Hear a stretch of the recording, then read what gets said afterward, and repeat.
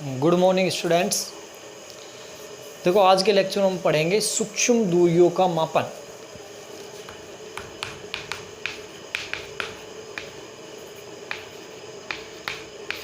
सूक्ष्म दूरियों का मापन।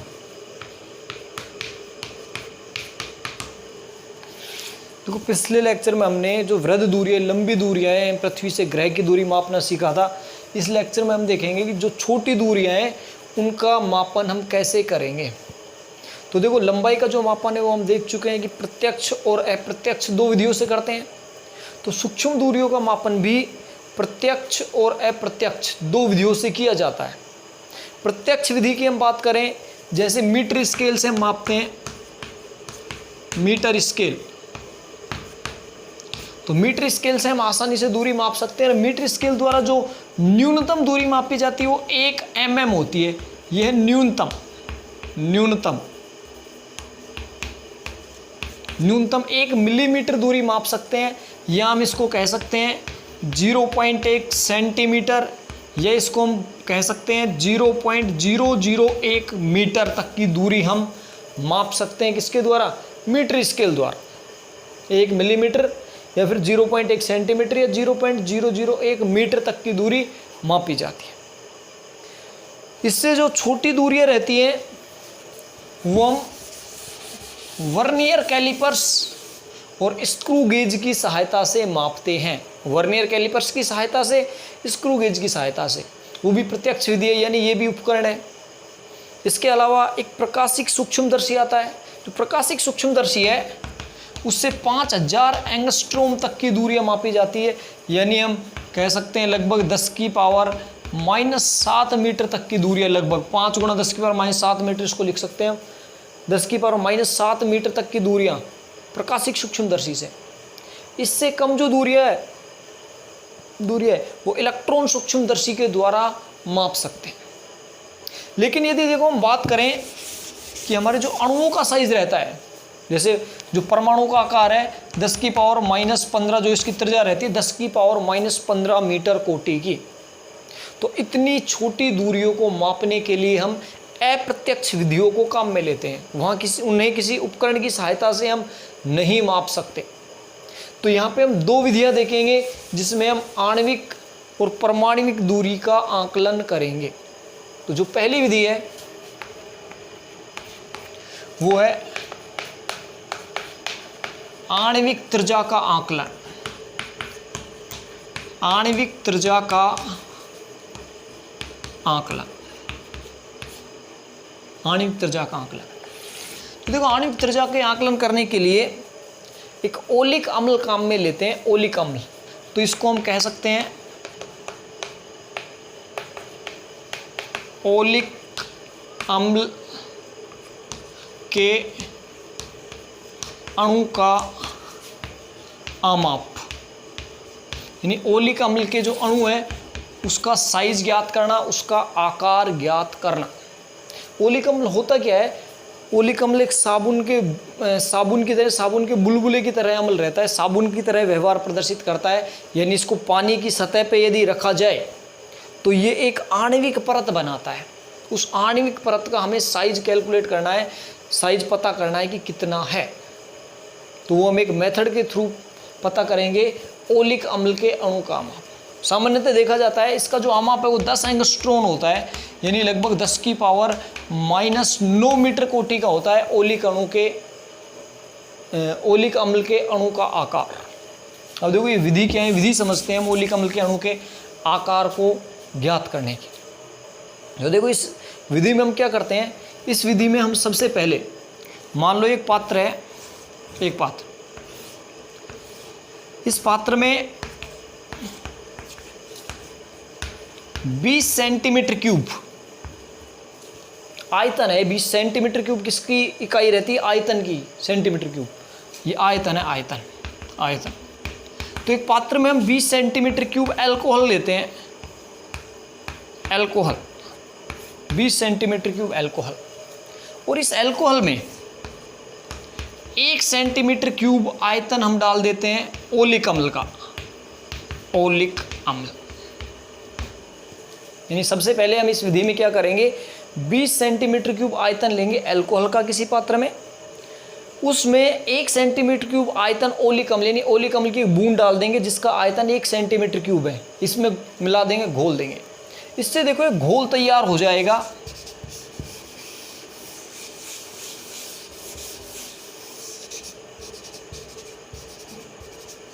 ये इसमें एक घोल तैयार हो गया। इसमें एक ओलिक अम्ल 1 सेंटीमीटर क्यूब है और 20 सेंटीमीटर क्यूब इसमें है अल्कोहल। अब एक और पात्र लेंगे हम और इस पात्र में भी 20 सेंटीमीटर क्यूब अल्कोहल लेते हैं। अल्कोहल 20 सेंटीमीटर क्यूब आयतन लेते हैं अल्कोहल का, ठीक है। अब इस वाले में देखो, यदि हम ओलिक अम्ल का आयतन आपसे पूछें तो 1/20 सेंटीमीटर क्यूब ओलिक अम्ल पर अल्कोहल है। अल्कोहल, क्योंकि अल्कोहल की 20 बूंदों में या अल्कोहल के 20 सेंटीमीटर क्यूब में 1 सेंटीमीटर क्यूब ओलिक अम्ल का है, तो इसको हम कह सकते हैं 1/20 सेंटीमीटर क्यूब ओलिक अम्ल पर अल्कोहल। इसमें सांद्रता है किसकी, ओलिक अम्ल की। अब यहाँ से हम क्या करते हैं, इस पात्र में से 1 सेंटीमीटर क्यूब जो आयतन है, इस पूरे विलियन में से 1 सेंटीमीटर क्यूब आयतन इसमें मिला देते हैं। 1 सेंटीमीटर क्यूब आयतन, तो देखो जैसे ही हम इसमें 1 सेंटीमीटर क्यूब आयतन मिलाएंगे तो अब इस कंडीशन में इसमें ओलिक अम्ल का आयतन कितना होगा। देखो इसमें ओलिक अम्ल का जो आयतन आएगा इस वाले पात्र में, अब ओलिक अम्ल का आयतन हो जाएगा, ओलिक अम्ल का आयतन, इसको V से डिनोट करें, ये आ जाएगा 1/20 × 20 यानी 1/400 सेंटीमीटर क्यूब ओलिक अम्ल प्रति अल्कोहल। क्योंकि देखो 1/20 यहाँ पे था, यहाँ से एक बूंद इस 20 सेंटीमीटर क्यूब में और मिलाएंगे तो ये हो जाएगा 1/20 × 1/20 बराबर 1/400 सेंटीमीटर क्यूब ओलिक अम्ल पर अल्कोहल। इस वाले सॉल्यूशन में ओलिक अम्ल की मात्रा यानी ओलिक अम्ल की कंसंट्रेशन सांद्रता हो गई 1/400 सेंटीमीटर क्यूब। तो सबसे पहले हमने जो ओलिक अम्ल की सांद्रता है वो कर ली है 1/400 सेंटीमीटर क्यूब। तो ये हमारा पहला काम हो गया इसमें कि ओलिक अम्ल की जो सांद्रता लेनी है वो लेनी है 1/400 सेंटीमीटर क्यूब ओलिक अम्ल। देखो उसके बाद इस प्रयोग में हम क्या करते हैं कि हमें पता चल गया ओलिक अम्ल की कंसंट्रेशन 1/400 सेंटीमीटर क्यूब है। अब ये काम क्या करता है, एक जल की परत पे हम एक जल लेंगे, एक पात्र में, ऐसे एक पात्र में हम जल लेंगे, पानी की सतह से, ये पानी की सतह है, यहाँ पे पानी है, ठीक है।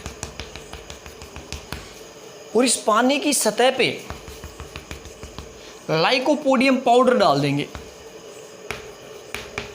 लाइकोपोडियम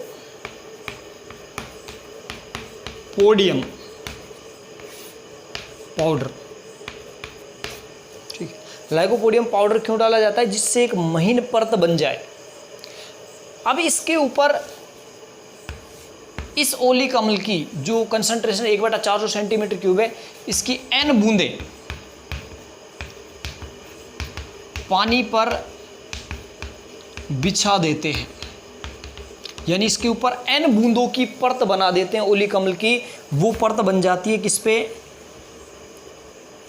इस जल की परत पर। यानी एक पात्र में हम जल लेते हैं और उस जल की परत पे पहले लाइकोपोडियम पाउडर छिड़कते हैं। हल्का सा रहता है लाइकोपोडियम पाउडर जो ऊपर दिख जाता है, जिससे हमें अंतर समझ में आ जाए कि ओलिक अम्ल कौन सा है, जल कौन सा है। उसके बाद इसमें n बूंदे ओलिक अम्ल की जो हमने सॉल्यूशन विलियन बनाया है उसकी n बूंदे इस पे डाल देंगे और कुछ समय के लिए इसको छोड़ देंगे। तो कुछ समय बाद क्या होगा, जो अल्कोहल है, अल्कोहल वाष्प बनकर उड़ जाता है। यानी क्या होगा, कुछ समय बाद में जो अल्कोहल है वो वाष्प बन के उड़ जाएगा। यदि देखो यहाँ से अल्कोहल यदि वाष्प बन के उड़ जाएगा इस सॉल्यूशन में से, तो n बूंदे हमने किसकी ली है, ओलिक अम्ल की। तो हम कह सकते हैं कि अब यहाँ पे ओलिक अम्ल का आयतन कितना होगा, ओलिक अम्ल का आयतन, एक बूंद का आयतन 1/400 सेंटीमीटर क्यूब, n बूंदे लिए तो ये हो जाएगा n/400 सेंटीमीटर क्यूब।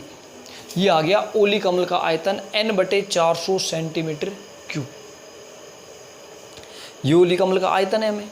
अब इस आयतन को हमें इस ओलिक अम्ल की बूंद का जो वास्तविक आयतन है उससे कंपेयर करना है। हम मान लेते हैं, देखो ट्रेसिंग पेपर की सहायता से, ग्राफ पेपर और ट्रेसिंग पेपर लेंगे, ग्राफ पेपर व ट्रेसिंग पेपर की सहायता से ओलिक अम्ल की परत का क्षेत्रफल ज्ञात करते हैं। यदि क्षेत्रफल कैपिटल ए तथा मोटाई स्मॉल टी हो तब। देखो हमने क्या किया, यहाँ पे जो ओलिक अम्ल था, इस ओलिक अम्ल का जो आयतन हमने निकाला इस फॉर्मूले से, क्यों 1/400 सेंटीमीटर क्यूब, ये एक बूंद का आयतन है तो उसमें कंसंट्रेशन है, हम यहाँ पे n बूंद ले रहे हैं तो कुल आयतन कितना हो जाएगा n/400 सेंटीमीटर क्यूब। एक हम ग्राफ पेपर और ट्रेसिंग पेपर की सहायता से इस पूरे क्षेत्रफल को निकालते हैं, जो बूंद इसकी सतह पे फैली हुई, इसका पूरा क्षेत्रफल निकालते हैं। यदि मान लें इसका क्षेत्रफल कैपिटल ए है और इसकी मोटाई जो हमें पता करनी है उसको हमने टी मान लिया कि इसकी मोटाई टी हो, तो देखो होगा क्या कि दोनों आयतन बराबर आने चाहिए। एक तो हमने जो ग्राफ पेपर से निकाला है आयतन इंटू मोटाई, सॉरी क्षेत्रफल इंटू मोटाई, आयतन हो गया, क्षेत्रफल इंटू मोटाई बराबर होना चाहिए n/400 सेंटीमीटर क्यूब के, क्योंकि दोनों आयतन है। ये वाला आयतन है, ये हमने सॉल्यूशन से विलियन से लिया है, और जो ये वाला आयतन है इसमें क्षेत्रफल हमने ट्रेसिंग पेपर इस बूंद के क्षेत्रफल से लिया है। दोनों बराबर होंगे तो यहाँ से टी का मान हम निकाल सकते हैं। टी बराबर आ जाएगा, देखो n/400 इंटू ए सेंटीमीटर क्यूब। यहाँ से ये सेंटीमीटर में, तो सेंटीमीटर में टी की वैल्यू यहाँ से आ जाएगी, एरिया जब हम सेंटीमीटर स्क्वायर में रखेंगे तो ये आ जाता है, देखो ओलिक अम्ल की बूंद का आकार। और जब इसको कैलकुलेट करते हैं एग्जाम्पल से तो लगभग 10⁻⁹ मीटर की कोटि का आता है। तो ध्यान रखना है, ये हमारा पहला हो गया ओलिक अम्ल के अणु का आमाप। नेक्स्ट देखते हैं हम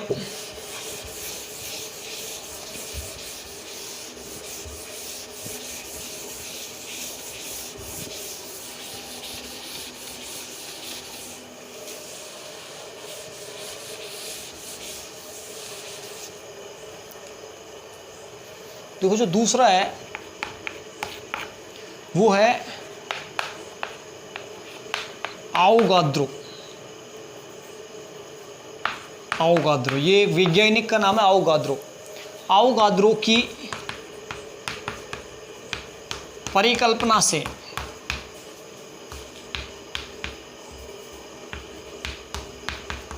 परमाणविक त्रिज्या का आकलन, परमाणविक त्रिज्या का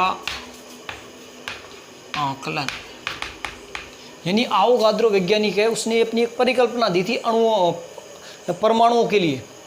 तो उस परिकल्पना की सहायता से हमें किसी परमाणु की त्रिज्या का आकलन करना है। तो देखो इसमें आकलन कैसे करते हैं हम। सबसे पहले मान लेते हैं कि माना किसी पदार्थ का मोलर द्रव्यमान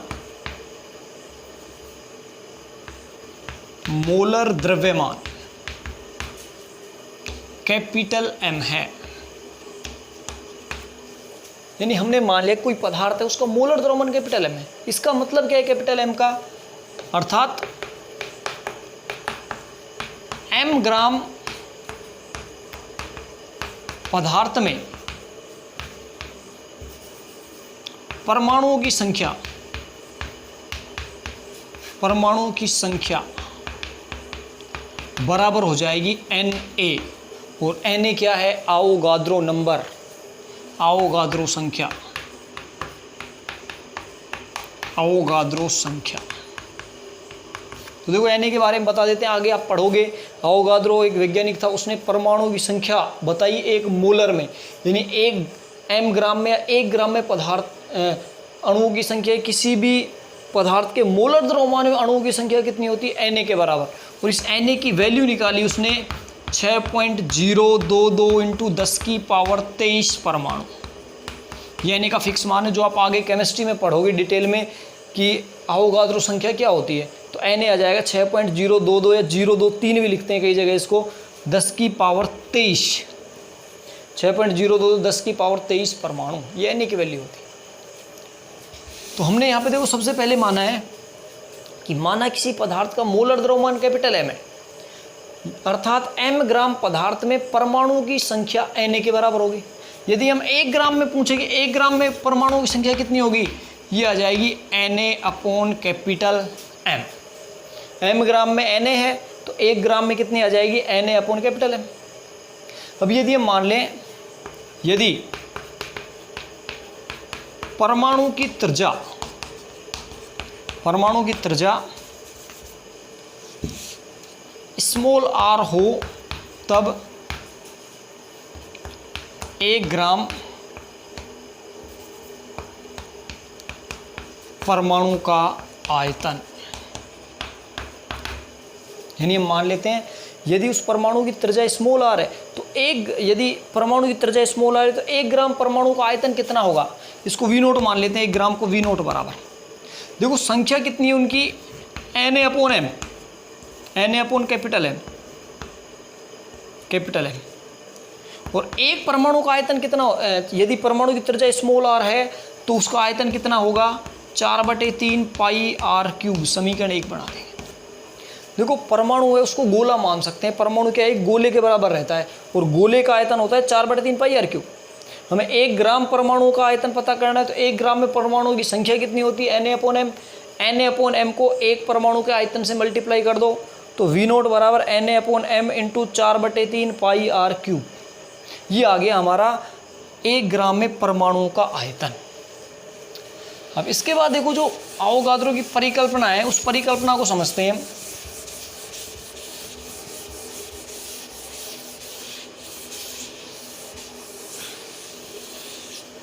आवोगाद्रो ने अपनी परिकल्पना में क्या बताया कि किसी भी पदार्थ की ठोस अवस्था में, जैसे कोई पदार्थ लें, उसकी ठोस अवस्था में उसके परमाणुओं का वास्तविक आयतन कुल आयतन का 2/3 भाग होता है।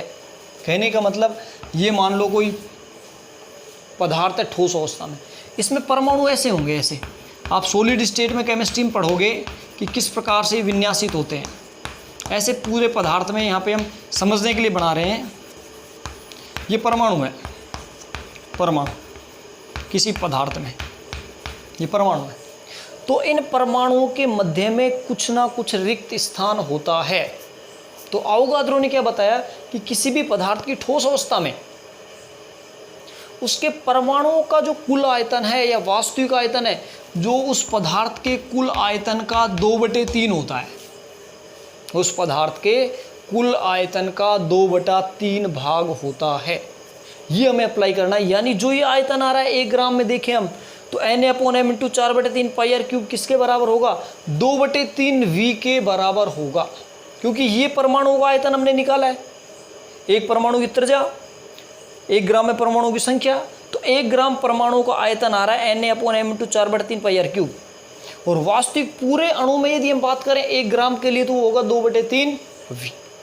तो आवोगाद्रो की परिकल्पना यही थी कि आवोगाद्रो की परिकल्पना के अनुसार ठोस अवस्था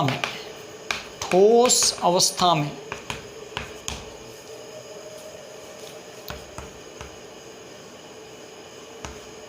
1 ग्राम